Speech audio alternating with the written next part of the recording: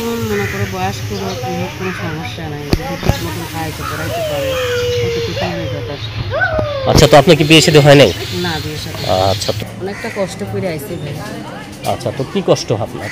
কষ্ট মানে কি, ছোটোবেলা মা মারা যাবার পরে নানির কাছে বড় হয়েছে অনেক কষ্টে। মনে করে ঢাকা শহরে থাকি, বাসা বাড়িতে কাজ করি, ঠিক মতন খাইতে পড়তে পাই না, ঘর ভাড়া ঠিক মতন দিতে পাই না, অনেক কষ্ট। এখন যদি একটা ভালো ছেলে পাই সুন্দর মনে, যদি বিয়ের সাথে করতে। একই আপনি। আচ্ছা, তো এখন কেমন মানুষ আপনি বিয়ে করতে চাচ্ছেন? তো আপনার বয়স কত হবে বল? 20 বছর। আচ্ছা, তো এই যে আপনার কত সুন্দরী লম্বা, কিন্তু আপনি বিয়ে শাদী হয় নাই, মানে কি কারণে এটা কি বলবেন? মনে করো মা বাবা ছোটোবেলা থেকে নাই, নানের কাছে করে হচ্ছে বিয়ে সাথে মতন দেওয়ার মতন কেউ ছিল না। এখন মনে করো প্রতিবেদন থেকে প্রতিবেদনের সামনে আছে যে একটা সুন্দর মনের মানুষকে যে বিয়ে সাথে করবে।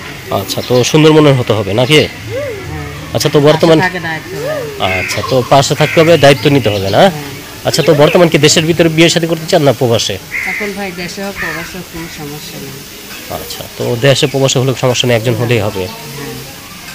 হ্যাঁ, আচ্ছা আচ্ছা, তো আমরা চাই যে আপনার লাইফ পার্টনার আগে হোক। আচ্ছা, তো কি কাজ করেন বর্তমান? বাসা বাড়িতে কাজ। বাসা বাড়ি কাজ করেন, তো কাজ করে কত ইনকাম হয়? এই 4-5 টাকা লাগে। 4-5 হাজার। তো এই টাকা দিয়ে কি আপনার সংসার চলে? না, চলে না। আচ্ছা কষ্টে থাকি। আচ্ছা, তো আপনি চাচ্ছেন যে একদম পরিপূর্ণ ভালো মানুষ পেলে বিয়ে শাদী করবেন। আচ্ছা, তো কোনো ভাই যদি আপনাকে পছন্দ করে অথবা কথা বলে, কিভাবে কথা বলবে? আমার মনে আচ্ছা, তো নাম্বার কি মুখস্থ?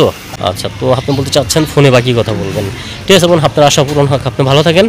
তো প্রিয় দর্শক, আপুর জীবনের গল্প শুনলেন, যেহেতু আবার কোন দেখা হয় বাকি জীবনের গল্প শুনবেন। সবাই ভালো থাকেন, সুস্থ থাকেন। আসসালামু আলাইকুম ওয়া রাহমাতুল্লাহি ওয়া বারাকাতুহু।